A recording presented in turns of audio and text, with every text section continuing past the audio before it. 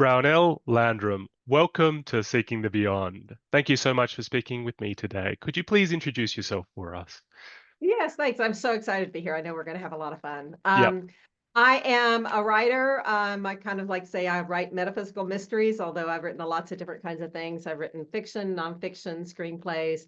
I love to touch into the spiritual, and so I can't wait to kind of get into some of those topics. And I'm sure we'll talk about some of the things. I launched a trilogy last year that's really interesting that we'll talk about, and also I'm working on a hero's playbook project. So that's going to be really fun. That should be out very soon. And just looking forward to having fun. Absolutely. And I'm super keen to hear about the trilogy and the Hero's Playbook. So could we start there? Would you please tell us about this trilogy you're writing? Yeah, well, it's finished. It got It's launched last finished. year. Yes, it's on Amazon. You can find me. I'm the only Brownell Landrum in the world, so it's pretty Aha, easy to that's good. find. It shouldn't be too hard. It's like I can hide, but I won't do any good. Yeah, it is. I kind of describe it as like this epic reincarnation mystery about a famous couple from history who is reunited today to fulfill a prophecy that'll change the world. And of course, when you want to change the world doesn't want to change, and there's opposition and all that. So it's kind of like a Da Vinci Code meets Outlander. So it's Hmm. definitely an epic love story. It goes back into 5 previous lifetimes.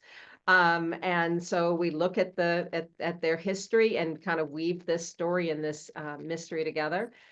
So that's the trilogy. Anyway, we can get to that. We can get to the hero's playbook later if you want.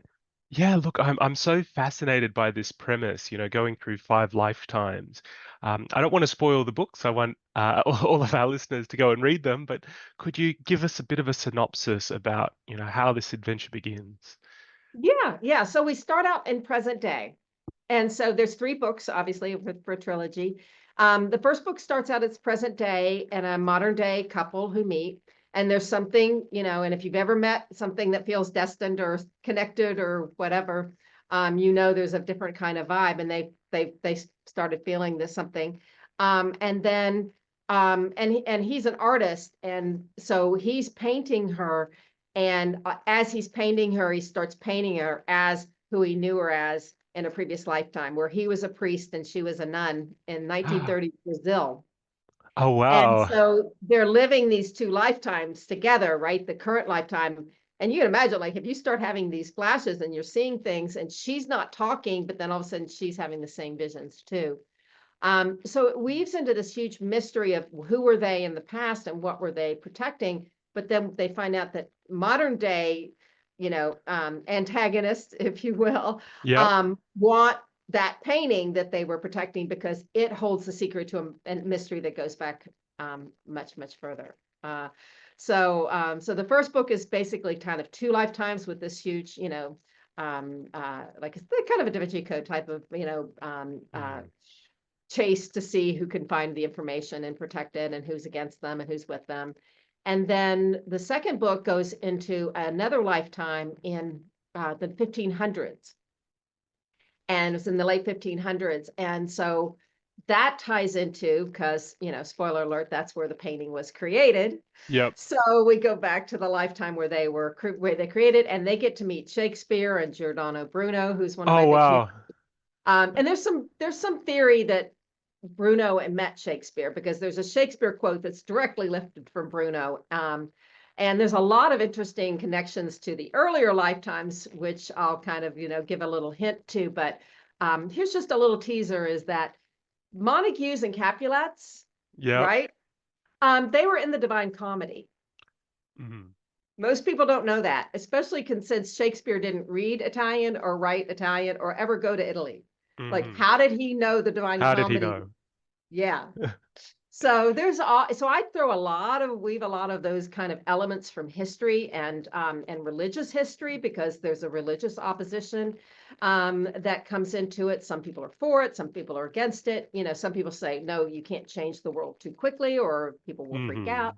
Mhm. And so then it goes back to the Middle Ages and other stories that are tied to that. So it was a blast to write, and my fans are loving it, and so I'm getting really good feedback.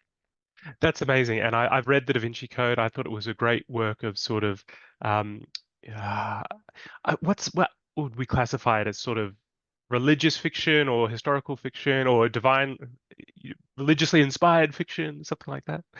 Yeah, Yeah, it's so. yeah, because it's a thriller, but it's also, it's also got that component. And it wasn't Mm, till years after that that they actually found an ancient papyrus that said, yes, Jesus was married, yeah, yeah. right? And So it's like, wait a minute, really? There's really? some, Yeah.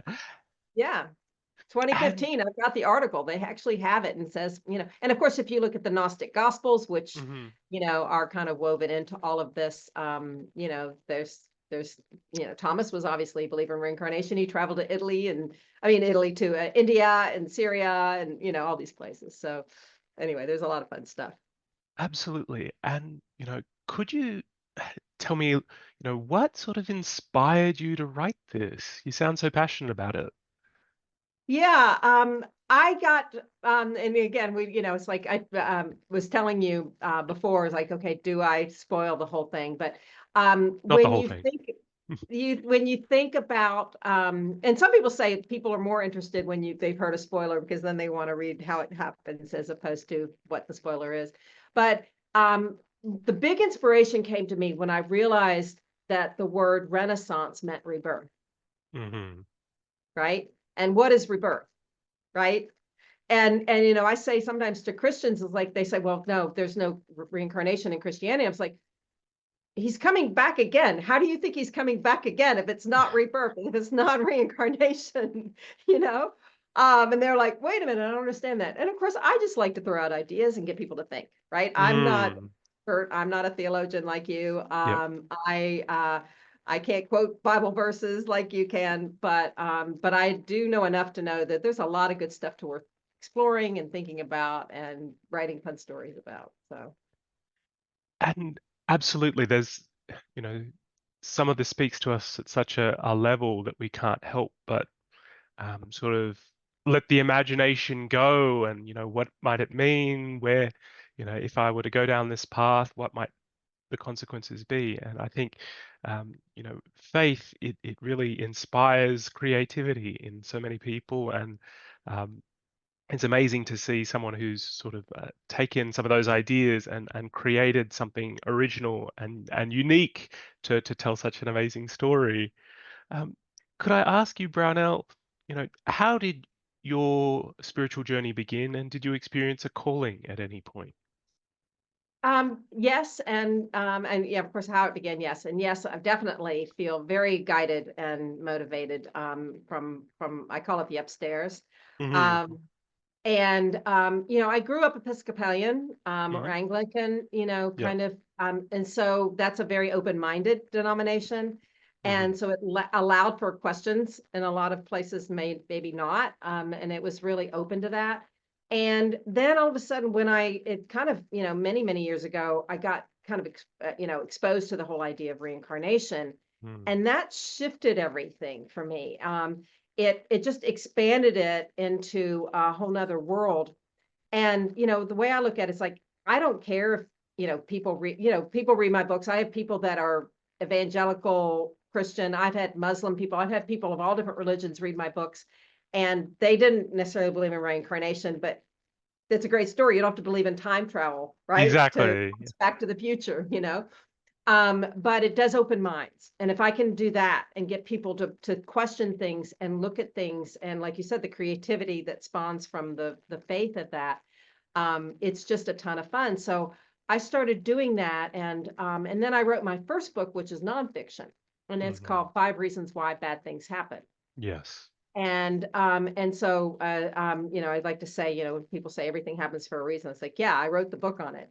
Yeah. And when I was doing that, I was going through a really difficult time. I mean, you know, a lot of us go through difficult times. So I'm going to say mine, and you're going to go, oh, okay, a lot of people have it worse than that. But I was going through a loss of a business, loss of my home, foreclosure, bankruptcy, loss of a relationship. My dog died. Like all of these things were Yes. happening at once. And I was like, why? There has to be a why. I mean, like, there has to be a why. I have to understand the why. And I was kind of in a meditative state one day, and I was like, oh, these are the five reasons. And then I Yeah. started writing the book. And so that set me on this knowledge of kind of weaving in, spiritual components. What is the soul? How do we choose our lives? How does that, what is fate versus destiny versus free will? Hmm. I have in that book, and you can go to reasonswhy.com and read some chapters and read my basic assumptions. But if people believe the basic assumptions that I put down there, then all the reasons will make sense. So that was a big change for me. That was the first time really getting into writing. Hmm. I wrote fiction a number of years after that and loved that too. But that was my first time really getting into writing and feeling like I think I have a message to deliver. I think I have something for people to think about.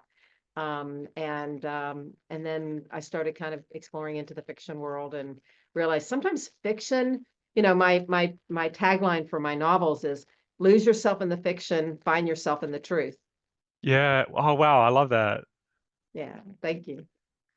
So, look, so much interesting stuff there, and I think what I'd love to explore a bit more deeply is, 5 reasons why bad things happen. And I think many people who see cruelty and injustice in the world ask why. How could a God who is good and a God who is powerful allow this to happen? Could you um, just tell us a bit about those 5 reasons why bad things happen? Yeah. Well, and one of the basic assumptions is that there's some sort of higher power, and you can Hmm. call it love, because obviously the Bible says God is love. Hmm. You can call it love, you can call it God, you can call it, and spirit, divine.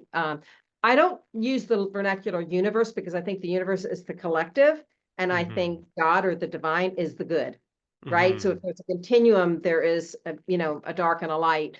So that's personally how I look at it. So there is the role of the higher power.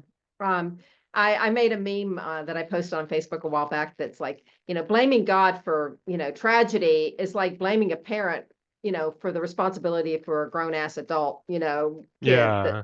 something, right? I mean, it's up to us to behave in a certain way. And Hmm. it's up to us to decide, are we connected to that higher power or not? And if we're not, that's when evil happens, right? When we cut ourselves off from that.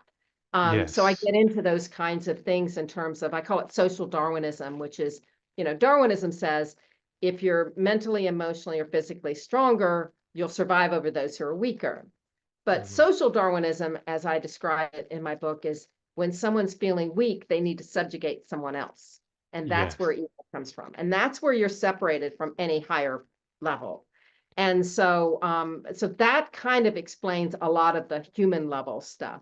Mm. And what's happening to the planet and everything. And I have a whole chapter on prayer I think you'd probably really like. So it does get into the difference between like one of the 5 reasons is subconscious sabotage. Yes. And one of the things that I realized as I was writing is the body is the subconscious. Hmm. And that was a big breakthrough for me. Because if you think you've got a soul and that soul chooses a body and becomes us, right? Those are the id, ego, super ego, or conscious, subconscious, superconscious, or Yeah. mind, body, spirit, right? Probably said those out of order, but you know what I mean. That's what that is, right? So the body lives on this physical level.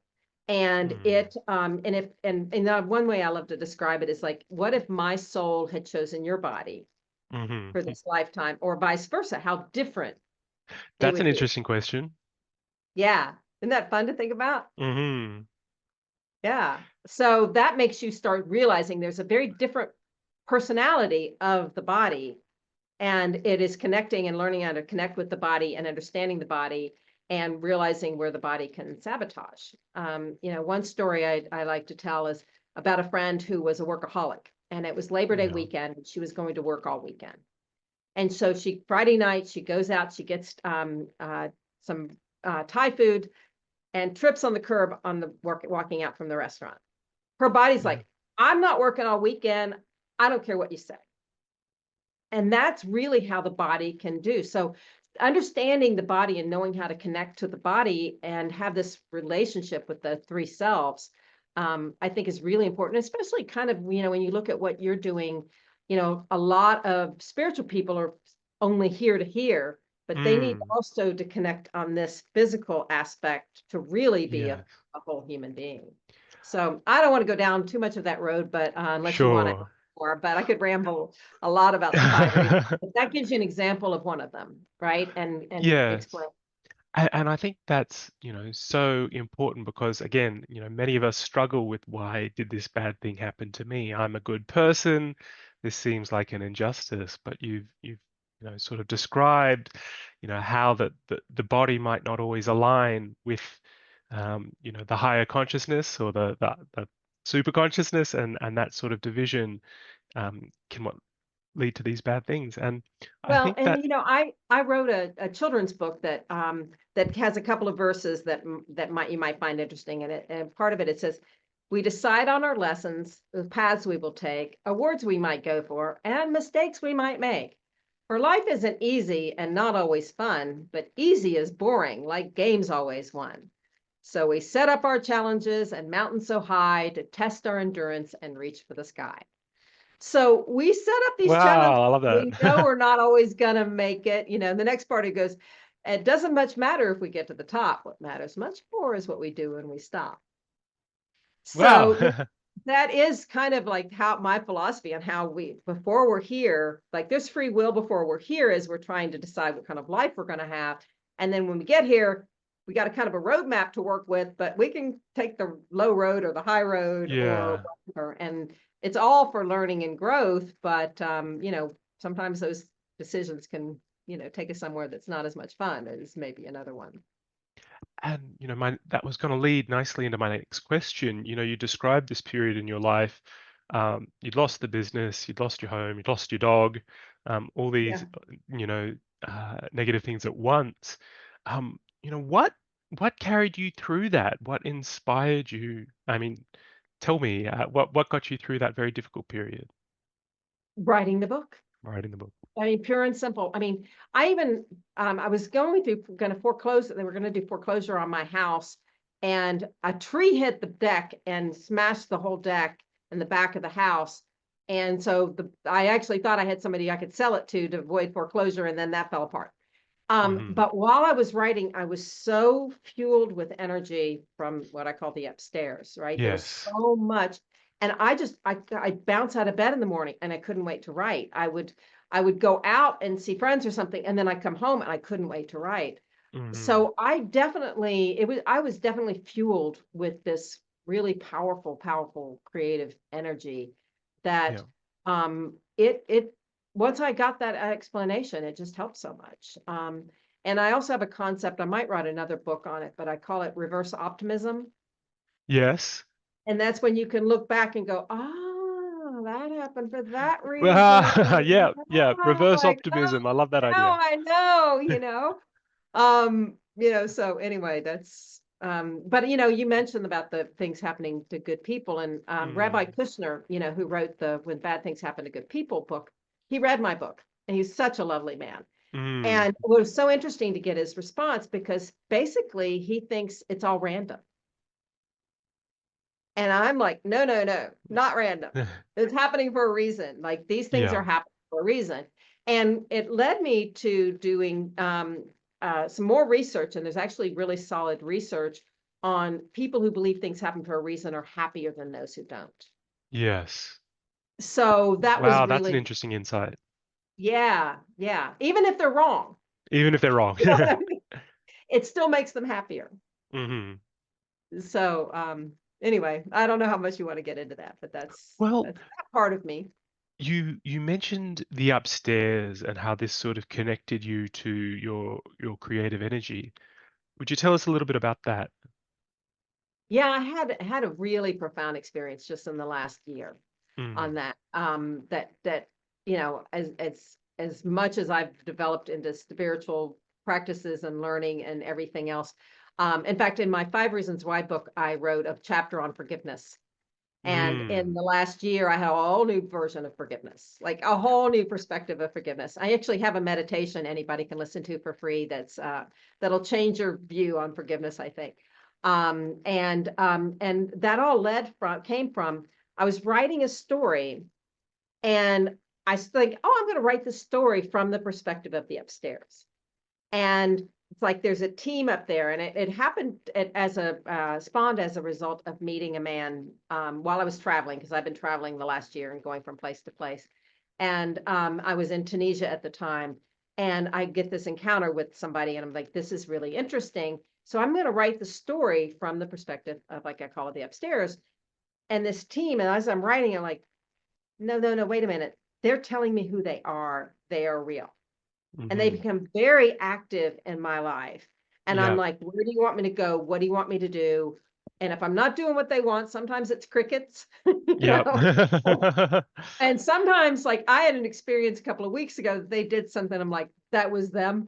They wanted me to do this thing. They threw this really crazy wrench into my life that I had no idea. And so, the whole connection, feeling like there's friends up there, and they want, I call it two of the characters I call traffic angels. Like, if you're Traffic here and angels. someone's here, they have to do the logistics of, like, I I'm didn't making get an them meet American woman somewhere. from How are they going to Colorado to intersect? meet a British man in Tunisia. Like, that Yep. doesn't happen every day.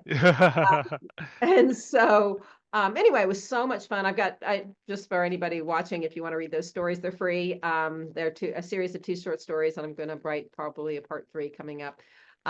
Really, really interesting about their activity in my life, and how, it's kind of a magical realism. It's, but it's also quite semi-autobiographical as well.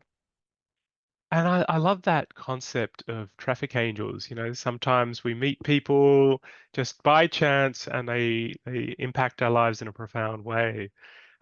Do you have any other ideas from the upstairs like those traffic angels? Yeah, I don't know. Are you familiar at all with Michael Newton's books? No, I haven't heard of that name. Okay, you'll want to look at that. That'll change your life profoundly. He had done a PhD, and he did tens of thousands of cases. I mean, like a lot of research on what it's like upstairs, what it's Hmm. like between lifetimes.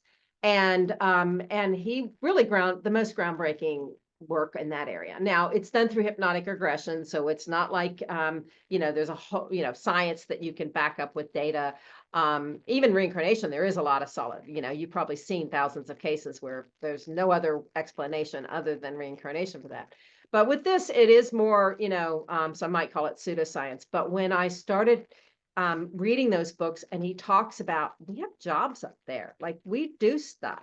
Hmm. And so, like, some people are painting sunsets, Yep. and some people are traffic angels, and Yeah. some people are greeting people, or in the healing place, helping people that need to heal when they transition. Hmm. I was a hospice volunteer for about 10 years. So the whole Yeah. idea of, um, I just had such a positive view of where we go and what Yeah. happens, that I felt like I could be a calming presence to people Yeah. in that regard. And so there's a lot of really interesting stuff in terms of that. So anyway, yeah, Michael Newton's books I would recommend for sure. Journey of Souls and Destiny of Souls are the two Journey of, primary. I have heard of Journey of Souls. Yes. Yeah, yeah, it's really, really, really cool stuff. And you mentioned you were a hospice worker, and I think that's such an important and difficult job. Did you pick up anything from your time in this role? Is there something you can share with us that impacted you? Very much. It was probably the best thing I've ever done in my life, Best thing you've honestly. ever done. The training, right. Yeah. It was a 2-day training, well, 4 days, because it was 2 weekends. And how do people die? What do they go through when they die? You know, what like one thing that was very interesting is that somebody dealt with, and when you're talking about religion, right, from your perspective, some of the very strict religions really had a Mm. difficult time at the end of life, where Yes. and a friend of mine was chaplain for hospice. And so I said to her, I said, if you stick with the gospels, it'll be positive. You venture outside the gospels, then they can get into some stuff that might not be so comforting. But if you can stick within the Mm. gospels, I think you can be pretty positive. And that really, she said, that really helped when dealing with some of those people who were, the hellfire and brimstone, Yeah. fear, Yeah. terrified people.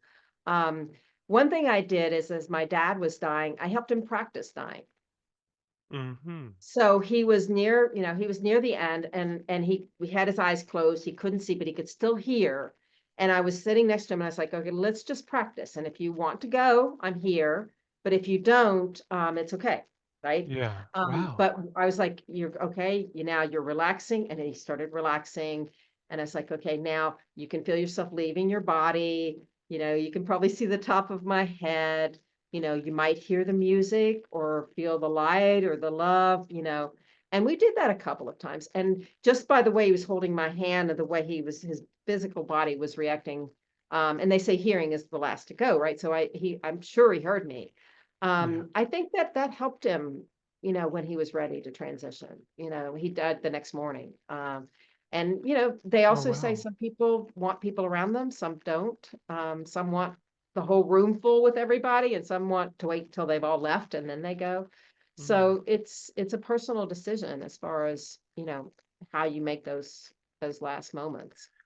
Absolutely. And you mentioned something that really sort of struck a chord with me. When someone realizes the end of their life is imminent, and they're starting to think, well, have I been a good person? Have I done the right thing? And you know, the gospel seems to be comforting to these people, and that's really an amazing sort of message. And being able to help someone when right at the very end, I think that's really meaningful. Thanks. Yeah. Um, is there a person who acted as a mentor or a guide on your spiritual journey, Brownell? That's a great question because we're going to talk about heroes and Yeah. mentors and so you're going to segue into that. Yeah, I know. um, you know, and I wouldn't say a specific. Well, I was going to say I wouldn't say a specific person. I did have a therapist in my early exploration days, and I guess I would say she was extremely helpful in helping me talk through issues. So my first reaction was not necessarily a mentor, but for a few pivotal years early on, she did help me see things, differently and open up my mind in a beautiful way. So, shame on me for not saying it right out of the gate. Yeah. Um, she was very, very, very beautiful in that regard. And can you think of a moment when you were struggling with something or challenged by something, and you were able to go through it with the support of this person? Yeah, I was going through a lot at the time. I was, there were a number of times in my life where I was, I mean, it's an existential crisis. It's not Yeah. just financial crisis or a Exactly. life Yeah. purpose crisis, but I mean, it is like, okay, like you said, people, oh, well, God, why would God do this? And what is God Mm. about? And this was many years before I read my first book. So I was still trying to figure all that out. And, um, she did take me through a lot of stuff. And I think she also was the first opening to understanding this connection to the body.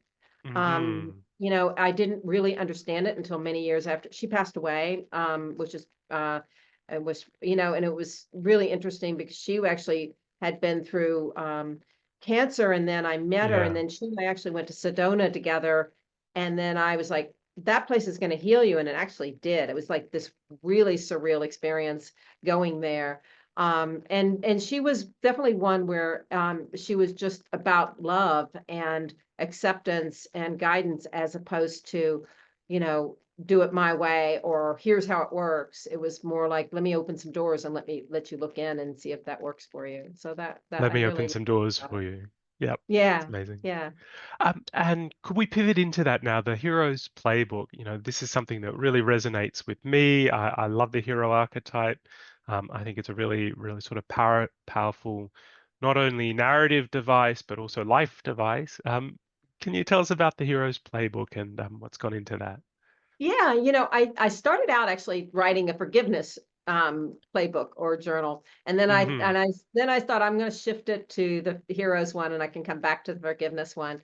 And I have had Yep. so much fun creating it. And it really is. There are a lot of really creative activities, things that get you outside. I mean, because I wanted to make sure it wasn't just, oh, ask a question, fill in a blank. It's like, Yeah. no, there's activities and there's going to be videos and meditations and, and real guidance for people. And I'm hoping to get coaches, whether writing coaches or life coaches or executive coaches, to use it with their clients as well, to expand it kind of beyond that. And it's also can be self-guided.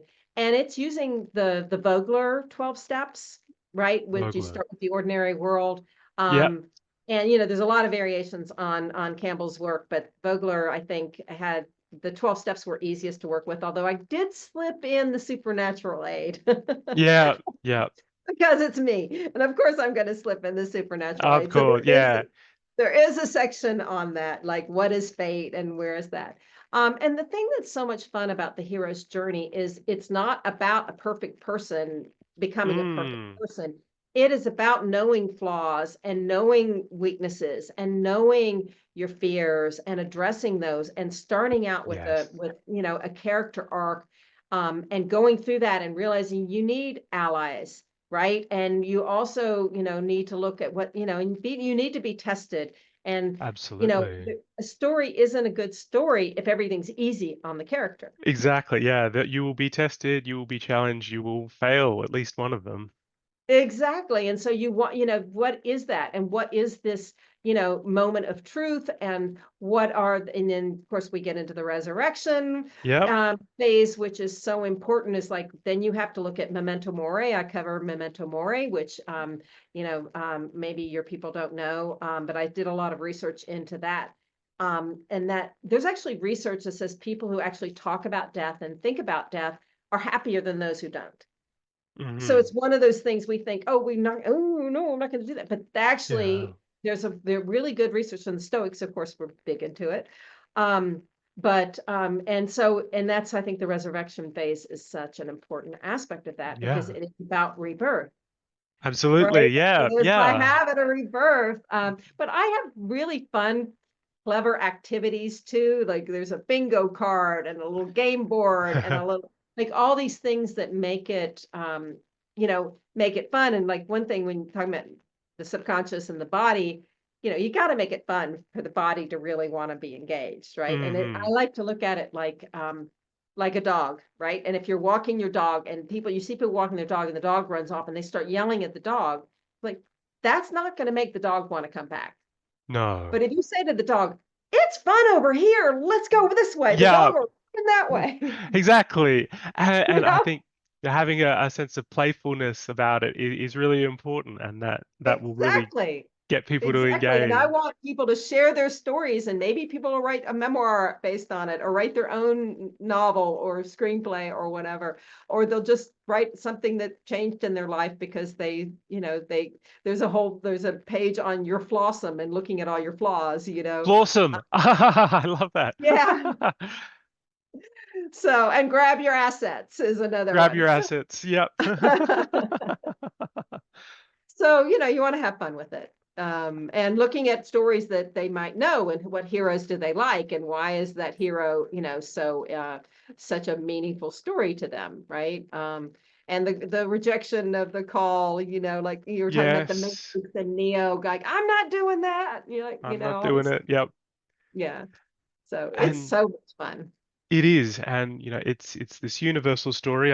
I showed this a moment ago. Joseph Campbell, Hero of a Thousand Faces, That's it. and I think heroes change the world, and we need guides and mentors to help create new heroes. So thank you so much for putting in the effort to create this amazing Well, I'll resource. look forward to sharing it with you, and who knows, maybe we'll do a show and we can talk about it, and we can go through it. I don't know. I'd love to. And so before we began the interview, you mentioned to me a little rhyme. Do you have normally I ask about a significant passage from the Bible, but do you have a significant quote or poem, words that inspire you? Well, I have a poem I wrote that I can, and actually put it in the Heroes Playbook. Mm, You want me to recite that? if you would. Okay. You hesitate to turn the page. You close your eyes for a darkened stage. You never want the show to end. Instead, you plead to begin again. You want to hold on, to beg, to cry. Oh, now I'm losing it. Um, but then you quit with a heavy sigh. There's an art to letting go. The story's at an end. The denouement, final act, like losing a best friend. I've been your fan since the opening act. I've read each page and laughed each laugh. And now I'm here to make a vow and hold your hand for your final bow. The denouement, the fond farewell. We celebrate a life lived well. The denouement, the last adieu. The world's at peace. The hero grew. That was I beautiful. stumbled on one of those verses, but Oh, you you got did the great. That was amazing. point. I love that. So Uh, I thought that was a good ending for the hero grew, right? This is what it's like. There's an ending, and now where do you go from there? Absolutely. And finally, Brownell, what spiritual insights have you gained from your journey? So many, right? That's so much in my life, and as I mentioned, this last year, you know, I've been doing a lot of this stuff for a long time, and I've been into spiritual stuff for a long time, but realizing this connection and this, like, they're having fun up there, okay? Yeah. And they're messing with me, and they're really having fun. Like, they sent a package the other day, and I'm like, where did this package come from? And I thought it had to come from this person.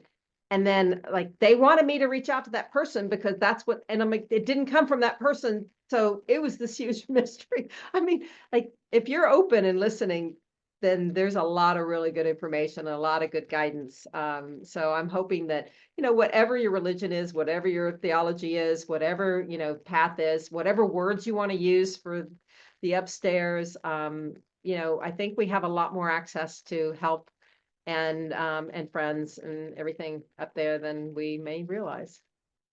Absolutely. And I think being open to that connection is just so valuable and important. Um, where can our listeners find you online, Brownell? Yeah. So I'm the only Brownell Landrum in the world, so it's easy to find me that way. And I have brownelllandrum.com is my website, and on there you can download some of the books that I'm talking about. And you can find me on Amazon, so you can find all my novels there. And I'm on Facebook. I'm not as active on some of the other social media as I need to be, but I will be. The Heroes Playbook will hopefully be on TikTok and Yes. market Oh, that way. great. And then I also have a Facebook group called Life is a Trip: Reincarnation and Afterlife Stories, and a podcast where we have stories to share that are on spiritual stuff and reincarnation. And we even have a hilarious ghost story that's like this really funny, cute ghost story. So they're fictional or factual. So it can be any of the above, because I just think stories can change the world, which is part of the hero's journey too, right? It's about stories changing the world. Absolutely. Brownell Landrum, thank you so much for speaking with me today. My pleasure. I had a great time.